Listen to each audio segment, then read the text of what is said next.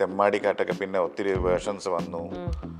നില്ല് നില്ലെന്നുള്ള സോങ്, പിന്നെ അഴകാല്ല എന്നുള്ള സോങ് എല്ലാം നേരത്തെ ചെയ്തു വെച്ചിട്ട് പിന്നെ പക്ഷെ കുറേ നാൾക്ക് ശേഷം സക്കർബർഗിൻ്റെ ഒക്കെ സാധനങ്ങൾ വഴി ഇങ്ങനെ വെളി വന്നത് ഭയങ്കര ഒരു പ്രയോജനമാണ്. മ്യൂസിക് ഇപ്പം നമ്മൾ പ്രൊഫഷനിൽ നിൽക്കുന്നവർ കേൾക്കുന്നതും മ്യൂസിക് സാധാരണ വെളിയിൽ നിൽക്കുന്നവർ കേൾക്കുന്നതും തമ്മിലൊരു വ്യത്യാസമുണ്ട്. പലരും പറഞ്ഞു കേട്ടിട്ടുണ്ട് യാത്ര ചെയ്യുമ്പോഴൊക്കെ പാട്ട് കേൾക്കാൻ താല്പര്യം. എനിക്ക് യാത്ര ചെയ്യുമ്പോഴും വണ്ടിയിലൊക്കെ പാട്ട് ഇടുന്നതിനോട് ഓപ്പോസിറ്റാണ്. മ്യൂസിക് പ്രൊഫഷനായിട്ടില്ല എന്നുണ്ടെങ്കിൽ നമുക്ക് മ്യൂസിക് ഭയങ്കരമായിട്ട് എൻജോയ് ചെയ്യാൻ പറ്റും. സംഗീത രംഗത്ത് ചില മാറ്റി നിർത്തലുകളും നേരിട്ടിരുന്നു. മാറ്റി നിർത്തിയിട്ടുണ്ടെങ്കിൽ അത് നമ്മുടെ കയ്യിലിരിപ്പ് ഉണ്ടായിരിക്കാം. മാറ്റി നിർത്തലായിട്ടൊന്നുമില്ല, എപ്പോഴും പെൻഡിങ് വർക്കുകൾ ഉണ്ട് എന്നുള്ളത് ഒരു പോസിറ്റീവ് സൈഡായിട്ട് ഞാൻ എപ്പോഴും കാണുന്നതാണ്. യഥാർത്ഥത്തിൽ കോളേജുകളിൽ അങ്ങനെ ഒരു നിയമം യഥാർത്ഥത്തിൽ ഉണ്ട് എന്നുള്ളത് ഒരു നമ്മൾ അറിയുന്നൊരു ഫാക്ടർ. ആയിരത്തിൻ്റെ പാട്ടിൽ എല്ലാം കൂടെ പാടുന്നവരാണ് കൂടുതലും സപ്പോർട്ട് ചെയ്യുന്ന സിംഗേഴ്സ് ആണ്. വീട്ടിൽ ചെന്ന് ചോദിച്ചു എന്തിനാ എനിക്ക് ഇങ്ങനെ ഒരു പേരിട്ട്. ഈ പേര് വളരെ നല്ലതാണെന്ന് നമ്മളിവിടെയൊക്കെ നേരത്തെ ഉള്ള ഞങ്ങളുടെ കൂടെ ഉള്ള മ്യൂസീഷ്യൻസ് ഒക്കെ ഒത്തിരി പേര് പറയുന്നുണ്ടായിരുന്നു. അതൊരു മാറി നിൽക്കുന്ന ഒരു പേര്, അത് കാരണമുള്ള ഗുണങ്ങൾ വരും എന്ന് അവർ അന്ന് പറഞ്ഞിട്ടുണ്ട്. നമുക്ക് ഏറ്റവും കൂടുതൽ ഹിറ്റുകൾ എവിടെ നിന്ന് തരുന്നു ആ ഇൻഡസ്ട്രിയിലോട്ട് നമുക്ക് അട്രാക്ഷൻ വരും. തീർച്ചയായിട്ടും എനിക്ക് കന്നഡയിൽ അങ്ങനെ ഒരു ഒത്തിരി ഭാഗ്യം കിട്ടിയിട്ടുണ്ട്. ನನ್ನ ಜೀವಕ್ಕಿಂತ ನೀನೆ ನನ್ನ ಸ್ವಂತ ಇರುವಾಗ ನಾನು ചിന്തയേനു. ഹാർവിയോറ, the exclusive collection of adenium plants. ഇനി നിങ്ങളുടെ വീടിന്റെ അകത്തളങ്ങളിൽ ഹാർവിയോറ അഡീനിയം പ്ലാന്റ്സ് പുഷ്പിച്ചു നിൽക്കും. വെബ്സൈറ്റ് വഴി ഓർഡർ ചെയ്ത് കഴിഞ്ഞാൽ ഇന്ത്യയിൽ എവിടെയും ഫ്രഷ് ആയി ഞങ്ങൾ അഡീനിയം പ്ലാന്റ് നിങ്ങളുടെ വീട്ടിൽ എത്തിച്ചു തരും. കൂടുതൽ വിവരങ്ങൾക്കായി ഹാർവിയോറ വെബ്സൈറ്റ് സന്ദർശിക്കുക.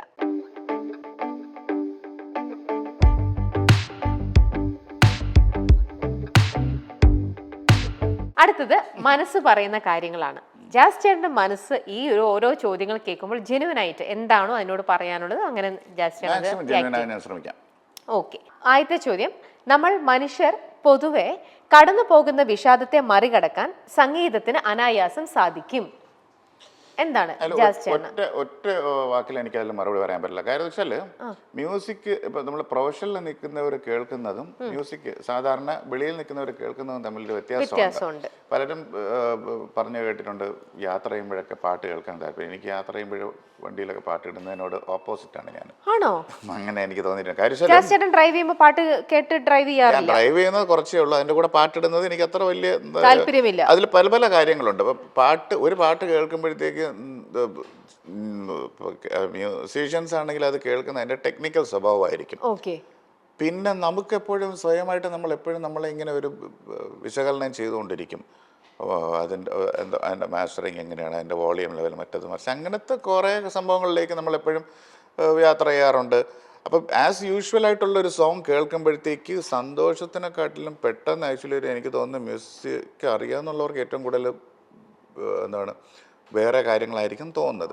പിന്നെ എപ്പോഴും മ്യൂസിക് അറിയാലോ, ഒരു മ്യൂസിക് അറിയാമെന്നുള്ളവരെ പെട്ടെന്ന് ട്വീക്ക് ചെയ്യാൻ എളുപ്പമാണ്. അവർക്ക് ഇഷ്ടമുള്ളൊരു പാട്ട് കേട്ടാൽ മതി, പെട്ടെന്ന് മൂഡ് സ്വിങ്സിലേക്ക് പോകാം. ചിലപ്പോൾ ഇഷ്ടമുള്ള പാട്ട്, ചിലപ്പോൾ ഒത്തിരി ഇഷ്ടമുള്ള പാട്ട് കേൾക്കാതിരിക്കും. എനിക്ക് അങ്ങനത്തെയൊക്കെ ഒത്തിരി വിയേർഡായിട്ടുള്ള സ്വഭാവം ഉണ്ടായിരുന്നു ഒരു സമയത്ത്. ഒത്തിരി ഇഷ്ടമുള്ള പാട്ടുകളൊന്നും അധികം കേൾക്കാറില്ല. അത് എന്താണെന്നൊന്നും അറിയില്ല, ചിലപ്പോഴേ അങ്ങ് ശീലിച്ചു പോയതുകൊണ്ട്. അങ്ങനെ ഒത്തിരി പാട്ടുകൾ ഇങ്ങനെ കേൾക്കാത്ത ലിസ്റ്റുകളിലൊക്കെ ഉണ്ട്. പാട്ടൊന്നും ചോദിക്കാൻ അങ്ങനെയൊന്നും പറയില്ല. അങ്ങനെയല്ല, ആക്ച്വലി ഒത്തിരി ഓർമ്മകൾ എന്താണ് നമ്മൾ ഇത്രയും ടൈം ജമ്പിന് സഹായിക്കുന്നത് മ്യൂസിക് തന്നെയാണ് പെട്ടെന്ന്. അപ്പം പെട്ടെന്ന് നമുക്ക് അങ്ങനെ ഒരു സ്വഭാവത്തിലേക്ക് സോങ്സ് നമ്മൾ കേൾക്കുമ്പോഴത്തേക്കും നമ്മൾ സ്വാധീനിക്കുന്നത് വേറെ വേറെ രീതികളിലായിട്ട് എനിക്ക് എപ്പോഴും തോന്നിയിട്ടുണ്ട്. അതിന് ഈ പറയുന്നത് പോലെ എല്ലാ വിഷമവും ഓവർകം ചെയ്യാനായിട്ട് ചില പർട്ടിക്കുലർ സംഭവങ്ങൾ നമ്മളെ സഹായിക്കും. ചില സമയങ്ങളിൽ നമ്മൾ പാട്ട് കേൾക്കുമ്പോഴത്തേക്ക് നമ്മൾ വേറൊരു എന്താണ് പ്രഡിക്റ്റബിൾ അല്ലാത്തൊരു സംഭവത്തിലേക്കൊക്കെ നമുക്ക് പെട്ടെന്ന് അങ്ങനെ പോയിട്ട് വരും. പക്ഷെ ഞാൻ ആക്ച്വലി എൻ്റെ പ്ലേ ലിസ്റ്റുകളിൽ അങ്ങനെ കുറച്ച് പണ്ട് മുതലേ ഞങ്ങൾ കേൾക്കുന്ന കുറേ പോസിറ്റീവ് സോങ്സ് എന്നൊക്കെ ഉള്ള സെലക്ഷൻസ് ഒക്കെ ഉണ്ട്. അത് കേട്ടാൽ ആക്ച്വലി നമുക്ക് ആക്ച്വലി ചെയ്യാൻ പറ്റും. ഓക്കെ, അപ്പം ജാസ് ചേട്ടൻ്റെ പാട്ടുകൾ കേട്ട് എൻജോയ് ചെയ്തിരിക്കുന്നത് വളരെ വിരളമായിരിക്കും, വളരെ തന്നെ കുറവായിരിക്കും അല്ലേ? എൻ്റെ പാട്ടുകൾ ആക്ച്വലി നമുക്ക് അല്ലെങ്കിൽ തന്നെ നമ്മൾ കോൺസേർട്ടിന് പോകുമ്പോഴത്തേക്കും നമ്മൾ അതൊത്തിരി അല്ല ഈ പറയുന്ന പോലെ ഇങ്ങനെ റേഡിയോയിലോ ഇതിലോ അല്ലെങ്കിൽ നമ്മൾ തന്നെ ഇങ്ങനെ കേൾക്കുമ്പോൾ അത് കാരണം ഇപ്പൊ ജാസിയേട്ടൻ പറഞ്ഞാൽ എപ്പോഴും അത് കേൾക്കുമ്പോൾ വേറെയാണ് അതിന്റെ കേൾക്കുമ്പോഴത്തേക്കും നമുക്ക് അതിന്റെ ഒരു കറക്ഷൻസ് കറക്റ്റ് ചെയ്യണോ എന്നൊക്കെ തോന്നിക്കൊണ്ടേയിരിക്കും എപ്പോഴും ഇങ്ങനെ ആയിരിക്കും. അപ്പൊ ഓരോ പാട്ടുകൾ പ്രൊഫഷൻ ആയിട്ടില്ല എന്നുണ്ടെങ്കിൽ നമുക്ക് മ്യൂസിക് ഭയങ്കരമായിട്ട് എൻജോയ് ചെയ്യാൻ പറ്റും. കാര്യം എനിക്കത് ഓർമ്മയുള്ള വെച്ചാൽ മ്യൂസിക് സീനിലൊക്കെ വരുന്നതിന് മുമ്പ് ഞാൻ ഒത്തിരി പാട്ട് കേൾക്കും, ഒത്തിരി പാട്ടുകൾ കേൾക്കുന്ന സ്വഭാവം ഉണ്ടായിരുന്നു. അന്നത്തെയും ഇന്നത്തെയും ക്യാരക്ടർ വ്യത്യാസപ്പെട്ടു. ഓക്കെ, ശരി. അടുത്തത്, ലജ്ജാവതിയെ പാടിയതിനെ തുടർന്ന് കുറേയധികം നല്ല പാട്ടുകൾ ചെയ്യാൻ സാധിച്ചെങ്കിലും സംഗീത രംഗത്ത് ചില മാറ്റി നിർത്തലുകളും നേരിട്ടിരുന്നോ? മാറ്റി നിർത്തിയിട്ടുണ്ടെങ്കിൽ അത് നമ്മുടെ കയ്യിലിരിപ്പ് ഉണ്ടായിരിക്കാം. മനസ്സിലായി. അങ്ങനെയല്ല പറയുന്നത്. മാറ്റി നിർത്തലായിട്ടൊന്നുമില്ല. ഞാൻ അന്നും ഇന്നും എനിക്ക് കമ്പോസിങ്ങിൽ വന്നതിന് ശേഷം അന്ന് മുതൽ ഇന്ന് വരെയുള്ള ഒരു കരിയറിന്റെ സ്വഭാവം എടുത്തു കഴിഞ്ഞാൽ എപ്പോഴും പെൻഡിങ് വർക്കുകൾ ഉണ്ട് എന്നുള്ളത് ഒരു പോസിറ്റീവ് സൈഡായിട്ട് ഞാൻ എപ്പോഴും കാണുന്നതാണ്. എപ്പോഴും 1, 2, 3 പാട്ട് ചെയ്യേണ്ട അവസ്ഥ ഇപ്പോഴും ഉണ്ട്. ഇപ്പോഴും ചെയ്യേണ്ടത് പെൻഡിങ്ങിലാണ്. അങ്ങനെ ഒരു സംഭവം ഉണ്ട്. അതുകൊണ്ട് വർക്ക് നമ്മൾ ചെയ്യുന്നതും എക്സിക്യൂട്ട് ചെയ്യുന്നതിൻ്റെയും ഒരു സ്വഭാവം വെച്ച് കുറച്ചൊക്കെ അങ്ങോട്ടും ഇങ്ങോട്ടും മാറിയിട്ടുണ്ട്. ഓക്കെ. സിനിമയേക്കാൾ കൂടുതൽ ജാസി ഗിഫ്റ്റ് എന്ന കലാകാരന് ലഹരി നൽകുന്നത് സ്റ്റേജ് തന്നെയാണ്. അത് സത്യമാണ് അല്ലേ? പക്ഷെ കമ്പോസിംഗ് എന്ന് പറയുമ്പോൾ അതിന് അതിൻ്റെതായിട്ടുള്ള വേറൊരു നല്ലൊരു വശവുമുണ്ട്. കാരണം നമ്മൾ കമ്പോസേഴ്സ് ആണെങ്കിൽ നമുക്ക് ഇതൊന്നും ചിലപ്പോൾ പാടാൻ പറ്റിയെന്ന് വരില്ല. നമ്മൾ ഒരു കമ്പോസർ ആയതുകൊണ്ട് ഞാനൊരു സിംഗറായിട്ട് മാറിയതാണ്. തീർച്ചയായിട്ടും. ഓക്കെ. ഇപ്പൊ ഇതിനെ കുറിച്ച് ഇപ്പൊ ഈ മാറ്റി നിർത്തലിനെ കുറിച്ച് പറഞ്ഞല്ലോ, നമ്മളിപ്പോ പറഞ്ഞപ്പോൾ ഈ സ്റ്റേജ് ഷോയുടെയും കമ്പോസിങ്ങിനെ കുറിച്ചും അതിനെക്കുറിച്ച് പറഞ്ഞപ്പോൾ തന്നെ അതുമായിട്ട് ലിങ്ക് ചെയ്യുന്ന ഒരു വീഡിയോ ഞാനൊന്ന് പ്ലേ ചെയ്യട്ടെ. അത് കാണിക്കാതിരിക്കാൻ പറ്റില്ല. അത് നോക്കാം. കോളേജിലെ പരിപാടിയിൽ പാടുന്നതിനിടെ ജാസി ഗിഫ്റ്റിന്റെ മൈക്ക് പിടിച്ചു വാങ്ങുന്ന പ്രിൻസിപ്പലിന്റെ വീഡിയോ ആണ് സമൂഹ മാധ്യമങ്ങളിൽ പ്രചരിക്കുന്നത്. കോളേജിലെ സെയിന്റ് പീറ്റേഴ്സ് കോളേജിൽ വെച്ചാണ് ഈ സംഭവം ഉണ്ടായത്. ജാസി ഗിഫ്റ്റിനൊപ്പം കോറസ് പാടാൻ പുറമേ നിന്ന മറ്റൊരു പാട്ടുകാരനെ എത്തിച്ചിരുന്നു. എന്നാൽ ഉദ്ഘാടകനായ ജാസി ഗിഫ്റ്റിന് മാത്രം പാടാനാണ് അനുമതി നൽകിയിരുന്നതെന്ന് ആ സംഭവം നമ്മളിപ്പോ കുറച്ച് നാളുകളായി, പക്ഷെ ആ ഒരു സംഭവം എല്ലാവരും അന്ന് എന്താന്ന് ചോദിച്ച് ചർച്ച ചെയ്തിരുന്ന ഒരു വിഷയമാണ്. എന്താണ് ജാസിയേട്ടന് ബുദ്ധിമുട്ടില്ലെങ്കിൽ അതിന്റെ ഒരു ക്ലാരിറ്റി ഒന്ന് തരാമോ? ഇത് യഥാർത്ഥത്തില് കോളേജുകളിൽ അങ്ങനെ ഒരു നിയമം യഥാർത്ഥത്തിൽ ഉണ്ട് എന്നുള്ളത് ഒരു നമ്മൾ അറിയുന്ന ഒരു ഫാക്ടർ ആയിരുന്നു പിന്നീട്. എങ്ങനെ ഉദ്ഘാടനം ചെയ്യുന്ന ആളെ പാടാവുള്ളൂ എന്നോ? അങ്ങനെ ഇല്ല. പക്ഷെ ആക്ച്വലി നമ്മൾ പെർഫോം ചെയ്യുമ്പോഴറിയാലോ, ഇപ്പൊ നമ്മള് എത്ര പേരെ സപ്പോർട്ടിംഗ് പോലെ കോറസ് പോലെയൊക്കെ നമ്മുടെ കൂടെ അല്ലേ? പ്രത്യേകിച്ച് എന്റെ പാട്ടില് എല്ലാം കൂടെ പാടുന്നവരാണ് കൂടുതലും സപ്പോർട്ട് ചെയ്യുന്ന സിംഗേഴ്സ് ആണ് കൂടുതലായിട്ടുള്ളത്. അപ്പോൾ എൻ്റെ കൂടെ സജിനാണ് വിഷ്വലിലുള്ളത്. സജിൻ പാടുന്നുണ്ട്. അപ്പോൾ ഇങ്ങനെ രണ്ടുപേരും കൂടെ പാടുന്നത് അവർക്ക് അതൊരു സോളോ എന്ന് പറഞ്ഞിട്ട് അങ്ങനെ ഒരു ക്വസ്റ്റ്യനിങ് ആണ് വന്നത്. അത് ഒരു ലൈറ്റായിട്ട് എടുത്താൽ മതി. നമ്മൾ അതിൻ്റെ ഒരു ഭീകരമായ ഒരു വശങ്ങളിലേക്ക് പോയി കഴിഞ്ഞാൽ നമുക്കതിനെ വേറെ രീതിയിലൊക്കെ ചിന്തിക്കേണ്ടി വരും. പക്ഷേ ടീച്ചറിൻ്റെ ഒരു കടമ ചെയ്തു എന്നുള്ളത് മാത്രമാണ് നമുക്കിതിൽ ഓർമ്മിക്കാൻ പറ്റുന്നത്. പാട്ട് നിർത്തിയിട്ട് വേണമെങ്കിൽ ഈ സംഭവം ചെയ്യാമായിരുന്നു എന്നുള്ളത് കണ്ടു നിന്നവർക്കും കുട്ടികൾക്കും എല്ലാം തോന്നിയൊരു സംഭവമാണ്. ഓക്കെ. ഈ ഒരു സംഭവം നടന്ന സമയത്ത് നമ്മുടെ മൈൽ സ്റ്റോൺ മേക്കേഴ്സിൽ തന്നെ ഒരു ഇന്റർവ്യൂ എടുത്തിരുന്നു. അതിന്റെ ആ ഒരു പാർട്ടും കൂടെ ഞാൻ ഒന്ന് പ്ലേ ചെയ്യാണ്. ടീച്ചറിന്റെ ഇന്റർവ്യൂ ആണോ? പെട്ടെന്ന് പ്രിൻസിപ്പൾ കയറി വരുന്നു, മൈക്ക് തട്ടി പറിക്കുന്നു, എന്തൊക്കെയോ കാര്യങ്ങൾ പറയുന്നു, നിൽക്കുന്നു അല്ലേ? അപ്പം ആക്ച്വലി എന്തുകൊണ്ടാണ് അങ്ങനത്തെ ഒരു ഇവന്റ് ചെയ്തത്? അതായത് അവരുടെ എക്സ്പ്ലനേഷൻ എന്താണെന്ന് വെച്ചാൽ അവരുടെ പ്രിൻസിപ്പൽ മാം പറയുന്നത് നമ്മളിപ്പം ക്യുസാറ്റിലൊരു ഇൻസിഡന്റ് ഉണ്ടായല്ലോ. അതെ, അത് നമുക്ക് എല്ലാവർക്കും അറിയാം, എല്ലാ മ്യൂസീഷ്യൻസിനും ആർട്ടിസ്റ്റുകൾക്കും അറിയാം. സ്റ്റാമ്പീഡ് നടന്നിരുന്നു. അതെ. അപ്പൊ ആ ഒരു കാര്യമായിട്ട് അവരുടെ ഒരു സർക്കുലറിൽ വലിയ പ്രോ ഷോ കോളേജസിൽ ചെയ്യാൻ പാടില്ല എന്നൊരു സംഭവം ഉണ്ട്. അത് നമുക്കറിയാം. ഇവിടെ എന്ന് പറയുന്നത് ഇത് തികച്ചും ജസ്റ്റ് ഒരു മൈനസ് ട്രാക്ക് ഇട്ടിട്ട് ഒരു 4 പാട്ട് പാടുന്നു. ഇൻസ്ട്രുമെന്റലിസ്റ്റുകൾ പോലും ഇല്ല, വേറെ അഡീഷണൽ ആർട്ടിസ്റ്റുകളില്ല. ചേട്ടന്റെ പാട്ടുകൾ നമുക്ക് എല്ലാവർക്കും അറിയാം. ജാസി ഗിഫ്റ്റ് എന്ന് പറഞ്ഞ പുള്ളി ക്രിയേറ്റ് ചെയ്ത പാട്ടുകൾക്ക് എല്ലാം ബാക്കിംഗ് വോക്കൽസ് സ്ട്രോങ് ആണ്. അപ്പോൾ ഒരു 4 പാട്ട് പാടുന്ന കൂട്ടത്തിൽ ഇത് പണ്ട് മുതലേ ഞാൻ കൂടെ ഉണ്ട്. അപ്പോൾ ജസ്റ്റ് സപ്പോർട്ട് ചെയ്യാനാണ് കയറിയത്.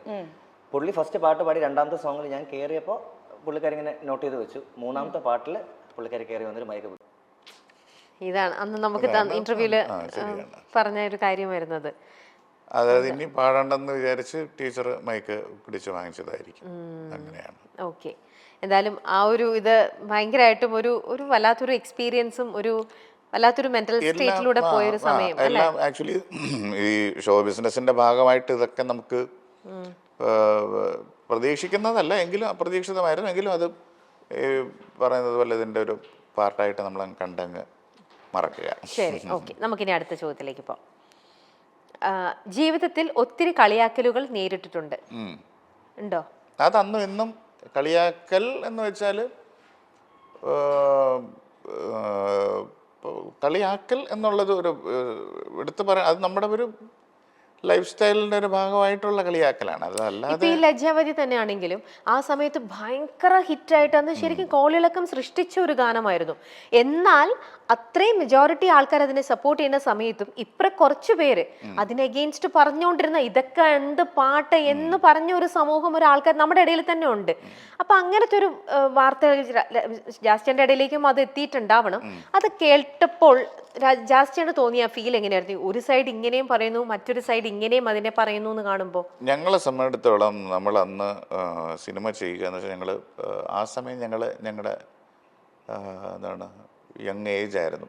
നമുക്ക് ആക്ച്വലി ആ സമയത്ത് കോൺട്രവേഴ്സി ഒന്നും നമ്മളെ തട്ടിയിട്ടില്ല. കാര്യം എന്ന് വെച്ചാൽ ഈ പാട്ട് കേട്ട് അപ്രീഷിയേറ്റ് ചെയ്തിട്ട് ഒത്തിരി പേര് വേറെ വേറെ അവസരങ്ങൾക്ക് വിളിക്കുന്നു. നമ്മളെ മനസ്സിൽ ഒത്തിരി ആരാധിച്ചിരുന്ന ഒത്തിരി മ്യൂസീഷ്യൻസിൻ ഒക്കെ നമ്മളെ വിളിക്കുന്നുണ്ട്, അവരുടെ കൂടെ വർക്ക് ചെയ്യാൻ പോയി. അങ്ങനത്തെ ഒരു എക്സ്പീരിയൻസ് കാരണം ഒന്നിനൊന്ന് നമ്മളിങ്ങനെ കണക്റ്റഡ് ആയി പോയത് കാരണം കോൺട്രോവേഴ്സി നമുക്കങ്ങനെ മൈൻഡ് ചെയ്തില്ല. കാര്യം ഇതിനെക്കാട്ടിലും വലിയൊരു മെജോറിറ്റി നമുക്ക് അപ്പുറത്ത് നമ്മുടെ അവസരങ്ങൾ തരാനായിട്ട് പ്രത്യേകിച്ച് കീരവാണി സാറും ദേവിശ്രീ പ്രസാദ് സാറും അങ്ങനെയൊക്കെ ഒരു വലിയൊരു ഗ്രൂപ്പിനോട് എത്തിച്ചേരാൻ പറ്റിയത് ഈ പാട്ടുകാരൻ. വലിയ ഒരുപാട് ആൾക്കാർ അത് വലിയൊരു ഭാഗ്യമാണ് ജാസ്റ്റിന്റെ. കാരണം ഒന്നോ രണ്ടോ പേരുമായിട്ടല്ല, ഇപ്പം കൂടെ എന്താ പറയാ ജോയിൻ ചെയ്ത് ചെയ്യാത്ത ആൾക്കാർ വളരെ വിരളമാണെന്ന് തന്നെ പറയാം. ഒരുപാട് അങ്ങനത്തെ ഒരു ഇത് ചെയ്യാൻ പറ്റിയല്ലോ. അപ്പൊ ഇത് കളിയാക്കലിന്റെ കാര്യം ചോദിച്ചപ്പോൾ തന്നെ ചോദിച്ചോട്ടെ, ഞാൻ ജാസ്റ്റിന്റെ വേറെ ഇന്റർവ്യൂവിൽ പറഞ്ഞു കേട്ടിരിക്കുന്ന ഒന്നാണ്, ചെറുപ്പകാലത്താണെങ്കിൽ പോലും ജാസ്റ്റിന്റെ പേരിൽ തന്നെ കുട്ടിക്കാലത്ത് ഇപ്പം ജാസി ഗിഫ്റ്റ് നമ്മൾ ആദ്യമായിട്ട് കേൾക്കുന്ന ഒരു പേരാണ്, ഗിഫ്റ്റ് എന്നൊക്കെ ഒരാളുടെ പേര് കൂടെ. അപ്പൊ അതിന്റെ വെച്ചിട്ട് ചെറുപ്പത്തിൽ കുറെ കളിയാക്കൽ ഫ്രണ്ട്സ് ഒക്കെ ചുമ്മാ എങ്ങനെയൊക്കെ പറയാറുണ്ടായിരുന്നു.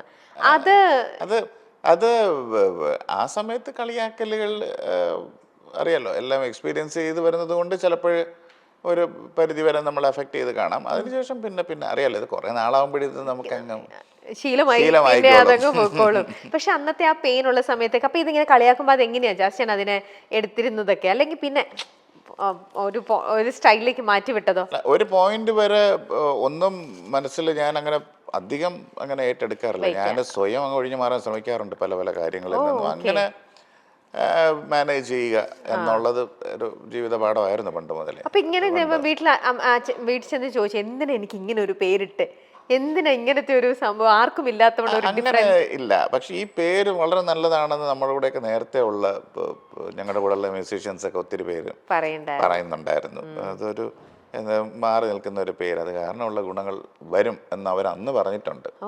അത് കാരണം പ്രശ്നം അതിലങ്ങ് നിന്നു. പിന്നെ ചെറുപ്പത്തിലെ തന്നെ പാട്ടും കാര്യങ്ങളിലൊക്കെ ഇൻവോൾവ് ആയല്ലോ. അപ്പൊ അങ്ങനത്തെ ഒരു ഗാംഗിൽ തന്നെ ജാസ്തി ചേട്ടൻ വന്നപ്പോ അവരുടെ ഭാഗത്തുനിന്നല്ലേ നല്ലൊരു സപ്പോർട്ട് കിട്ടിയിട്ടുണ്ടാവണം. ഓക്കെ, ശരി. ഇനി ജാസി ഗിഫ്റ്റിലെ ഗിഫ്റ്റ് പലവിധ പണികൾ മേടിച്ചു തന്നിട്ടുണ്ട്. നമ്മളിപ്പോ പറഞ്ഞ കാര്യം ഉണ്ട്, പലതരത്തിലുള്ള പണികളും മേടിച്ചു തന്നിട്ടുണ്ട് ഉണ്ടോ? പക്ഷെ പോസിറ്റീവായിട്ടുള്ളതാണ് കൂടുതലും ഗിഫ്റ്റ് എന്നുള്ള ഒരു ടേം വെച്ച് കിട്ടിയിരിക്കുന്നതൊക്കെ പോസിറ്റീവായിട്ടുള്ളൊരു. ഈ പേരിലെ ഗിഫ്റ്റ് കൊണ്ട് നടക്കുന്ന ആൾക്ക് മറ്റുള്ളവർക്ക് ഗിഫ്റ്റ് കൊടുക്കാൻ ഒരുപാട് ഇഷ്ടമാണോ? ഒരു സമയത്ത് ഞങ്ങൾക്ക് ഗിഫ്റ്റ് തരാതെ ഞങ്ങൾ ഇവിടുന്ന് വിടൂല ജാസി ചേട്ടനെ കേട്ടോ. ഒരു സമയത്ത് അപ്പൊ എന്തൊക്കെ ഗിഫ്റ്റാ കൊടുത്തോണ്ടിരുന്നേ? അങ്ങനെയൊന്നുമില്ല, അങ്ങനെ എന്ത് ഗിഫ്റ്റാണ് അങ്ങനെ പ്രത്യേകിച്ച് അങ്ങനെ എടുത്തു പറയത്തൊക്കെ അങ്ങനെ ഒന്നും ഗിഫ്റ്റ് ഒന്നും ഇല്ല, പേരിലേ ഉണ്ടല്ലോ, പിന്നെ എന്തിനു കൊടുക്കണം എന്നല്ലേ. അടുത്തത്, സോഷ്യൽ മീഡിയയുടെ വരവ് ജാസി ഗിഫ്റ്റിനെ സംഗീത പ്രേമികളോട് കൂടുതൽ അടുപ്പിച്ചിട്ടുണ്ട്. വളരെ കറക്റ്റാണ് പോയിന്റ്. കാര്യം അത് കാരണം നമുക്കൊരു എന്താണ് പുതിയൊരു ജന്മം തന്നെയാണ് ആക്ച്വലി. കാര്യം ഒത്തിരി പാട്ടുകൾ അതിനുശേഷം പോപ്പുലറായി ഈ സോഷ്യൽ പ്ലാറ്റ്ഫോമിലുള്ള ഒത്തിരി. എക്സാമ്പിൾ പറയുകയാണെങ്കിൽ ഈ തെമ്മാടിക്കാട്ടൊക്കെ പിന്നെ ഒത്തിരി വേർഷൻസ് വന്നു. നില്ലെന്നുള്ള സോങ്, പിന്നെ അഴകാല്ല എന്നുള്ള സോങ് എല്ലാം നേരത്തെ ചെയ്തു വെച്ചിട്ട് പിന്നെ പക്ഷെ കുറേ നാൾക്ക് ശേഷം വീണ്ടും ഈ സക്കർബർഗിൻ്റെ ഒക്കെ സാധനങ്ങൾ വഴി ഇങ്ങനെ വെളി വന്നത് ഭയങ്കര ഒരു പ്രയോജനമാണ്. പിന്നെ നമുക്കൊരു വലിയൊരു വേദിയും ഒരുങ്ങി കിട്ടിയല്ലോ. ഇപ്പോൾ നമുക്ക് എന്ത് എക്സ്പ്രസ് ചെയ്യാനുള്ള ഒരു പ്ലാറ്റ്ഫോംസ് ഉണ്ട്, മ്യൂസിക്കലി എന്ത് വേണമെങ്കിലും ക്രിയേറ്റ് ചെയ്യാം. പണ്ടത്തെ പോലെ സിനിമ തന്നെ വേണമെന്നില്ല, ഒരു മസ്റ്റല്ല.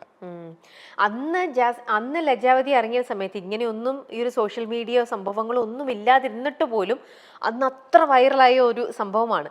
അപ്പൊ ഇന്നത്തെ ഈ ഒരു സമയത്തായിരുന്നു അത് റിലീസ് ചെയ്തിരുന്നെങ്കിൽ അതിന്റെ റീച്ചും ലെവലും ഒന്ന് ആലോചിച്ച് നോക്കിയാ ജാസ് ചേട്ടാ. പക്ഷെ ഈ ഒരു ക്വസ്റ്റ്യൻ പലരും ചോദിക്കാറുണ്ട്. പക്ഷെ എനിക്ക് തോന്നുന്നു അന്ന് നമുക്ക് കിട്ടിയ ഒരു ലിമിറ്റഡ് ഒരു സ്വഭാവത്തിൽ നിന്നാവാം ചിലപ്പോൾ ഇത് ഇത്രയും ഹിറ്റായത് എന്നെനിക്ക് തോന്നിയിട്ടുണ്ട്.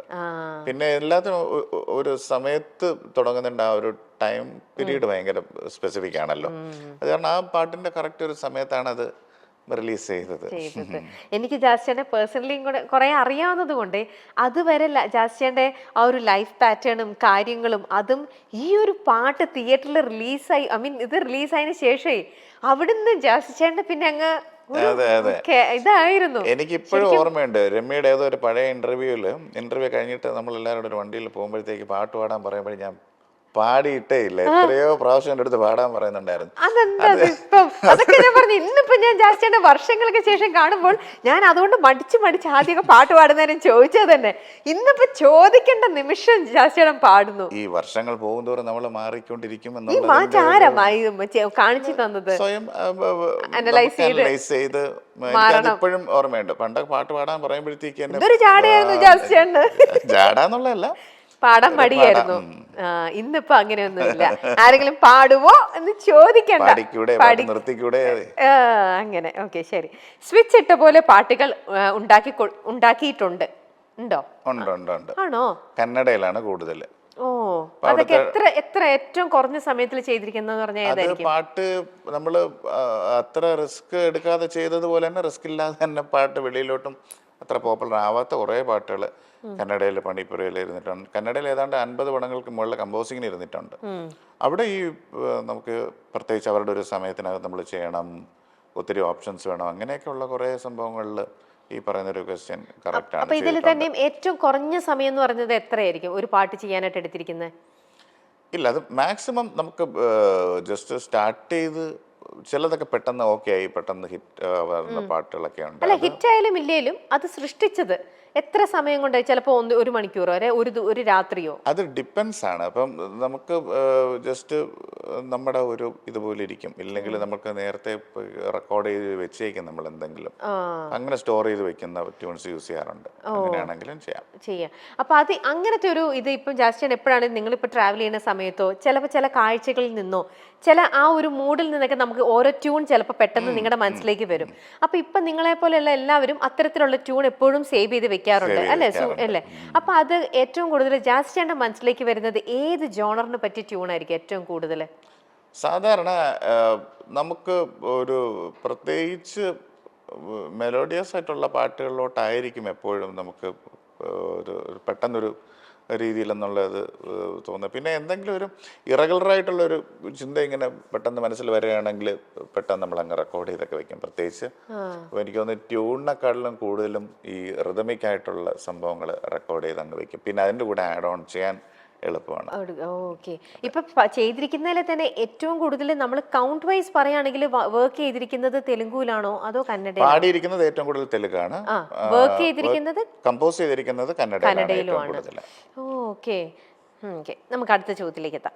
എന്തെങ്കിലും പ്രശ്നം വന്നാൽ ശാന്തതയാണ് എപ്പോഴും അതിനൊരു സൊല്യൂഷൻ ആണോ? ശാന്തമായിരുന്നു വെറുതെ വഴക്കിട്ടിട്ട് കാര്യമില്ലെന്നുള്ളത് നമ്മൾ കുറെ നാൾക്ക് ശേഷം നമ്മൾ അല്ല, പൊതുവെ എന്നാലും ഇത്തരത്തിലുള്ള എന്തെങ്കിലും വരുമ്പോൾ ജാസ്റ്റിയുടെ റിയാക്ട് ചെയ്യാതെയാണോ ഇരിക്കുക അതോ എങ്ങനെയാ? ആവശ്യമില്ലാത്ത സ്ഥലങ്ങളിൽ റിയാക്ട് ചെയ്യാൻ പോകാറില്ല. നമുക്ക് ആവശ്യമുള്ള സ്ഥലങ്ങളിൽ റിയാക്ട് ചെയ്യണം എന്നുള്ളതാണ്. എല്ലാം നമ്മൾ അതിനുള്ള ആളല്ലല്ലോ, നമ്മൾ അതിനുള്ള ആളല്ലായിട്ട് തോന്നിയിട്ടുണ്ട്. ഓക്കെ, അപ്പൊ ആ സെഗ്മെന്റ് കഴിഞ്ഞു. ഓക്കെ, ഇനി ജാസ്റ്റിന്റെ അടുത്ത് വിജയിച്ചു. എത്ര മാർക്ക്? അതിന് ഫുൾ മാർക്ക് തന്നിരിക്കണം. പിന്നെന്താ, ഇന്ന് ഇതെല്ലാം കഴിച്ചിട്ട് പോയാ മതി.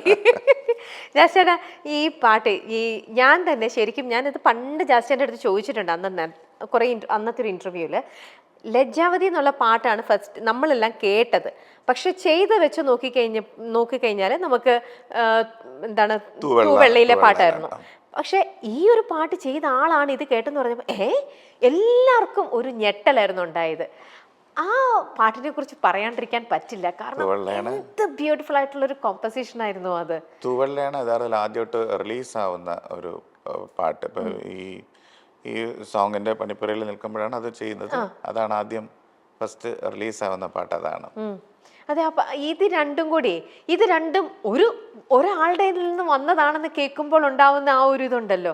എങ്ങനെ ശരിക്കും ഞാൻ ഇപ്പൊ നമുക്ക് നോക്കിയാൽ തന്നെ ഒരു എന്താ പറയാ, ഒരു മ്യൂസിക് ഡയറക്ടറെ നോക്കിക്കഴിഞ്ഞാൽ അദ്ദേഹം മേക്ക് ചെയ്യുന്ന പാട്ടുകൾക്കെല്ലാം പൊതുവായിട്ടൊരു സ്വഭാവം ഉണ്ടാവും. ഇത് രണ്ടും എക്സ്ട്രീം ലെവലിൽ നിൽക്കുന്ന രണ്ട് പാട്ടുകളാണ്. അല്ലെങ്കിൽ തന്നെ ജാസ് ചേട്ടൻ അതിനുശേഷം എത്രയോ മെലഡീസ് ചെയ്തിട്ടുണ്ട്. അതിനെക്കുറിച്ച് തന്നെ നോക്കുകയാണെങ്കിലും എൻ്റെ പേഴ്സണലായിട്ടുള്ള എൻ്റെ ഒരു അനുഭവത്തിൽ ജാസ് ചേട്ടനേ ഉള്ളൂ ഇങ്ങനെ വേറിട്ട രണ്ട് തരത്തിലുള്ള പാട്ടും ഇങ്ങനെ സമ്മാനിക്കുന്നത്. അതെങ്ങനെയാ ജാസ് ചേട്ടൻ അത്? എനിക്ക് തോന്നിയിട്ടുള്ള ഒരു പ്രധാന സംഭവമായിട്ട് എനിക്ക് തോന്നുന്നു, ഞാൻ ഈ നമ്മുടെ ഇഷ്ടങ്ങളുടെ ഒരു റിഫ്ലക്ഷൻ തന്നെയാണ് നമ്മുടെ കമ്പോസിങ് ആണെങ്കിലും നമ്മുടെ മ്യൂസിക് എത്രമാത്രം നമ്മൾ ഇഷ്ടപ്പെട്ടിരുന്നു, എന്തൊക്കെ ഇഷ്ടപ്പെട്ടിരുന്നു, അതിൻ്റെ ഒരു ഇമേജ് തന്നെയാണ് നമ്മുടെ കമ്പോസിങ്ങിൽ എപ്പോഴും പ്രതിഫലിക്കുന്നതായിട്ട് എനിക്ക് തോന്നിയിട്ടുണ്ട്. അത് കാരണം എനിക്ക് എപ്പോഴും നമ്മുടെ ഇതെടുത്തു കഴിഞ്ഞാൽ നമുക്കറിയാം, ഞാൻ ഒത്തിരി റേഡിയോ ലിസണറായിരുന്നു. ഇപ്പം നമ്മൾ കേൾക്കുന്നത് ആ സമയത്ത് 70s 80s 90s ആ ലെജൻഡുകളുടെ എല്ലാം പാട്ട് നമ്മുടെ മനസ്സിലുണ്ട്. അതുപോലെ തന്നെ വെസ്റ്റേൺ ആണെങ്കിലും ഞങ്ങൾ പിയാനോ ഒക്കെ പ്ലേ ചെയ്യേണ്ടി വരുന്നില്ല. അപ്പോൾ ഈ രണ്ട് ജോണറും കേൾക്കേണ്ടി വന്നു എന്നുള്ളത് പല സംഭവങ്ങളിലും നമുക്ക് കമ്പോസ് ചെയ്യാനും അത് മനസ്സിലാക്കാനും. ആക്ച്വലി അറിയാമല്ലോ, നമ്മൾ ഒത്തിരി മനസ്സിലാക്കുക എന്ന് പറയുമ്പോൾ കേൾക്കുകയാണല്ലോ എൻ്റെ ഒരു ആദ്യ ഘട്ടമെന്ന് വെച്ചാൽ. അപ്പോൾ ആ ഒരു കേൾവി എന്നുള്ള സംഭവം നേരത്തെ കിട്ടിയത് യഥാർത്ഥത്തിൽ പല പല ടൈപ്പ് ചെയ്തിട്ട് ആവശ്യങ്ങളിൽ നമുക്ക് യൂസ് ചെയ്യാൻ കഴിഞ്ഞിട്ടുണ്ട്. അപ്പോൾ അത് കാരണം മെലഡി സോങ് എന്ന് പറയുമ്പോൾ നമ്മുടെ മനസ്സിലൊക്കെ നല്ല ഇൻഡെപ്ത്ഫുള്ളായിട്ടുള്ള മെലഡീസാണ് മനസ്സിൽ ഓർമ്മ വരുന്നത്. അപ്പോൾ അതിൻ്റെയൊക്കെ ഒരു ഇമേജ് എപ്പോഴും പാട്ടുകളിൽ അവിടെ ഇവിടെയും ഇടാൻ ശ്രമിക്കാറുണ്ട്. ജാസ്റ്റാണ് ശരിക്കും കൂടുതലും തൃപ്തി വരുന്നത് ഇത്തരത്തിലുള്ള മെലഡി ചെയ്യുമ്പോഴാണോ, അതോ ഈ ഫാസ്റ്റ് നമ്പർ ഇങ്ങനത്തെ ഒരു വെസ്റ്റേൺ ടച്ചുള്ള സംഭവങ്ങൾ ചെയ്യുമ്പോഴായിരിക്കും? അത് ഫാസ്റ്റ് നമ്പർ ആണെന്ന് എനിക്ക് പറയാൻ പറ്റും. കാര്യം ചില ഫാസ്റ്റ് നമ്പർ പണ്ട് മുതലേ എനിക്ക് പോപ്പുലറായിട്ടുള്ള ഫാസ്റ്റ് നമ്പേഴ്സൊക്കെ ഞാൻ ഒത്തിരി കേൾക്കുകയും ഇഷ്ടപ്പെടുകയും ചെയ്തിരുന്നു.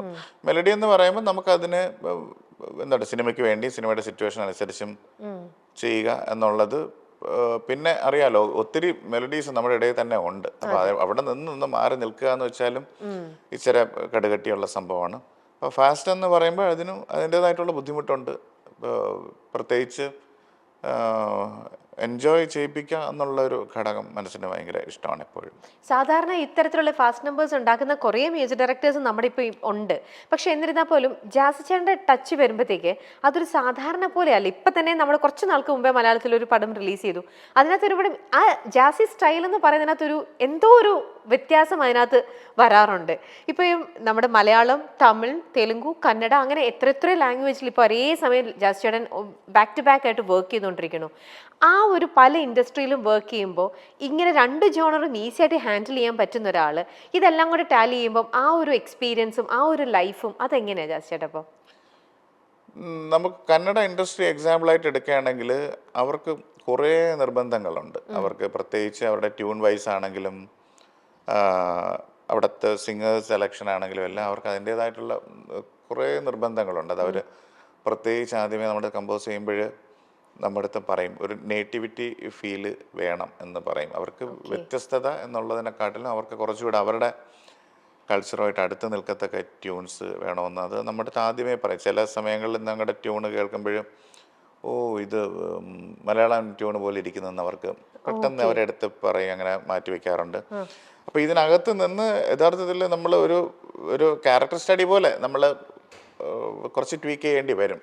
നമ്മൾ ചെയ്യുന്നതാണെങ്കിലും അവരോടൊപ്പം ഇരുന്ന് നമ്മൾ കുറച്ചുകൂടെ കറക്ഷൻസ് എന്തായാലും പല സമയങ്ങളിൽ ചെയ്യേണ്ടി വരും. അപ്പം കുറേ നാൾക്ക് ഇപ്പം ഞാൻ ആക്ച്വലി അവിടെ 10-15 വർഷത്തോളം അവിടുത്തെ ഇൻഡസ്ട്രിയിൽ അവിടുത്തെ ആൾക്കാരുമായിട്ടൊക്കെ സഹവാസവും പിന്നെ അവർ ചെയ്യുന്ന പാട്ടുകളും അവർക്ക് ഇഷ്ടമുള്ള പാട്ടുകളും ഒത്തിരി കേൾക്കുന്നുണ്ട്. അപ്പം അതൊക്കെ വരുമ്പോഴത്തേക്കും നമുക്ക് കുറേ അഡാപ്റ്റ് ചെയ്യാൻ വേണ്ടി കഴിഞ്ഞിട്ടുണ്ട്. പിന്നെ കന്നഡയെ സംബന്ധിച്ചിടത്തോളം ഒത്തിരി അവർ മെലഡി പ്രിയരാണ്. നമ്മുടെ സിമ്പിളായിട്ടുള്ള കുഞ്ഞു കുഞ്ഞു മെലഡീസൊക്കെ ഭയങ്കര ഇഷ്ടമാണ്. അപ്പം അതൊക്കെ കാരണം കുറച്ച് പാട്ടുകൾ അവിടെ എനിക്ക് ശ്രദ്ധപ്പെടുത്താൻ കഴിഞ്ഞിട്ടുണ്ട്. ഓക്കെ. ഇപ്പം ഈ ഒരു എന്താ പറയുക, ഇപ്പം ഇത്രയും വർഷം 15 ഇയേഴ്സ് ആയിട്ട് കന്നഡയിൽ തന്നെ നിൽക്കുന്നു. അപ്പം ഇപ്പം ഇനി ഒരു പാട്ട് അവരുടെ ഇതെന്ന് പറയുമ്പോഴത്തേക്ക് അവരുടെ കൾച്ചറും അവരുടെ ആ ഒരു ട്രഡീഷനും അവരുടെ ലൈഫ് സ്റ്റൈലും ഒക്കെ ഇപ്പം ജാസ്തിയാണ് ആ ഒരു നാട്ടുകാരനെ പോലെ തന്നെ അതിന്റെ ഡെപ്ത് മനസ്സിലായിട്ടുണ്ടാവും. സോ ഇപ്പം അത് കുറച്ചും കൂടെ ഈസി ആയിരിക്കും അല്ലേ? കുറച്ചുകൂടെ ഈസിയായി. ഈസി എന്ന് വെച്ചാൽ കമ്പോസിങ് അന്നും ഇന്നും ഒരേപോലെ ഒരുപോലെ തന്നെയാണ്. അവർക്ക് എന്തൊക്കെയാണ് അവരുടെ ഇഷ്ടങ്ങൾ എന്നുള്ളത് മനസ്സിലാക്കാൻ കഴിഞ്ഞിട്ടുണ്ട്. പക്ഷേ ഈ ഗ്രാജുവൽ ആയിട്ടുള്ള നമ്മുടെ ഇവിടുത്തെ മ്യൂസിക്കിന്റെ ചേഞ്ച് പോലെ അവിടെയും ഇപ്പോൾ യഥാർത്ഥത്തിൽ ഭയങ്കരമായിട്ട് ചേഞ്ചസ് വരുന്നുണ്ട്. എക്സ്പീരിമെൻറ്റ്സ് ഒത്തിരി വരുന്നുണ്ട്. പിന്നെ അതുപോലെ തന്നെ ഈ പല പല ഡിഫറെൻറ്റ് ജോണേഴ്സ് സിനിമയിൽ അപ്ലൈ ചെയ്ത് വരുന്നുണ്ട്. അപ്പം അങ്ങനെ ഒക്കെ മൂവ് ചെയ്യുന്നുണ്ട്. ഇപ്പോഴും എനിക്കിപ്പോൾ ഉടനെ അടുത്ത് ഗൗരി എന്ന് വെച്ചുള്ളൊരു മൂവിയാണ് ഇപ്പോൾ റിലീസ് ചെയ്യാൻ പോകുന്നത്. അത് കന്നഡയിൽ തന്നെയോ? കന്നഡയിൽ തന്നെ. അപ്പം അതിൻ്റെ ഒരു പാട്ടിൻ്റെ സ്വഭാവം എടുത്താലും ഇത് തന്നെയാണ്. അത് നമ്മുടെ മരിച്ചുപോയ ഗൗരി ലങ്കേഷിൻ്റെ ബ്രദർ ഇന്ദ്രജിത്ത് ലങ്കേഷ്, അദ്ദേഹത്തിൻ്റെ മകൻ്റെ ലോഞ്ച്. അപ്പോൾ അതിൻ്റെ കമ്പോസിംഗ് ആണ് ആക്ച്വലി ഇപ്പോഴും ഈ എക്സ്പീരിയൻസ് പറയാൻ വേണ്ടി എനിക്ക് തോന്നുന്നു. അതിൽ ഇതുപോലെ അവരുടെ ആവശ്യപ്പെട്ട കുറേ സംഭവങ്ങളിൽ നമ്മൾ ആക്ച്വലി കുറച്ചുകൂടെ മെനക്കെട്ട് ഇരുന്ന് അവരെ നമ്മളെ കൊണ്ട് ചെയ്യിപ്പിച്ച് എടുക്കും. ആ ഒരു പ്രോസസ്സിൽ കൂടെ നമ്മൾ എന്തായാലും പോയേ പറ്റും. വിചാരിക്കുന്ന അത്ര നമുക്ക് പെട്ടെന്ന് ഈസി ആയിട്ട് പറ്റില്ല.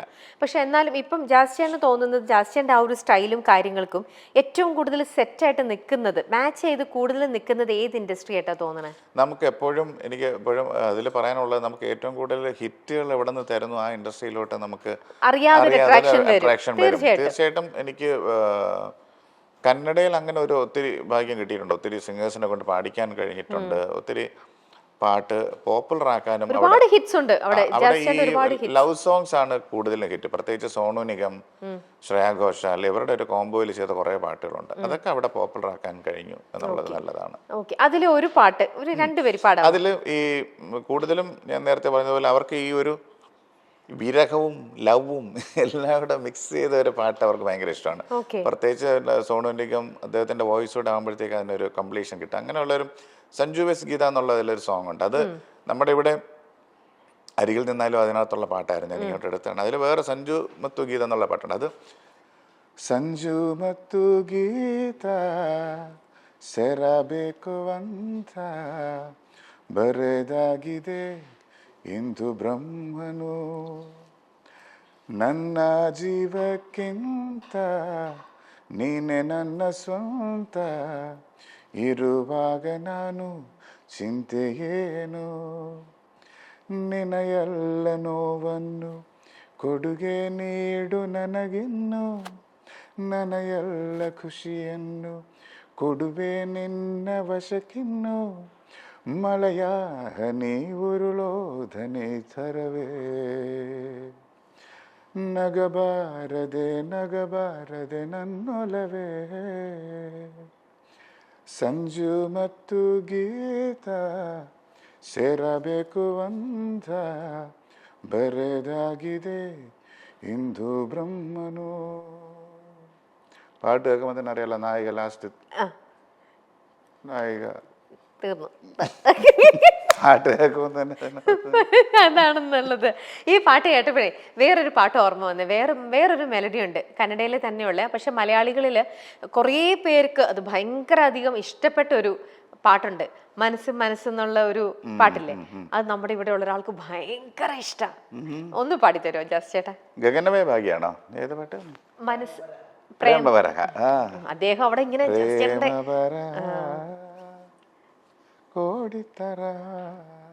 മനസ്സേ മനസ്സേ എന്നുള്ള പാട്ട് ഒറിജിനലായിട്ട് കീരവാണി സാറാണ് പാടിയത്. ഇപ്പം അർജുൻ സാറിന്റെ മൂവിയായത്. അപ്പോൾ അർജുൻ സാറും കീരവാണി സാറോട് ഭയങ്കര ഫ്രണ്ട്സാണ്. അപ്പം അദ്ദേഹം പാടി അയച്ച പാട്ടാണ്. അദ്ദേഹത്തിന്റെ പാട്ട് പാടാനും അദ്ദേഹത്തെ കൊണ്ട് പാടിക്കാനും കഴിയുമെന്നുള്ള പോയിന്റ് പറയാൻ. മനസ്സേ മനസ്സേ ನೀಯೇಕೆ ಹೀಗೆ ನಗುವೆ ನಗುವೆ ನಗುವೆ ನೀಯೇಕೆ ಹೀಗೆ ಅಳುವೆ ಎದೆಯಲ್ಲಿ ನೂರು ಕಲಹ ಇದು ನಮ್ಮ ಪ್ರೇಮ ಬರಹ ಎದೆಯಲ್ಲಿ ನೂರು ಕಲಹ ಇದು ನಮ್ಮ ಪ್ರೇಮ ಬರಹ ಮನಸ್ಸೇ ಮನಸ್ಸೇ ನೀಯೇಕೆ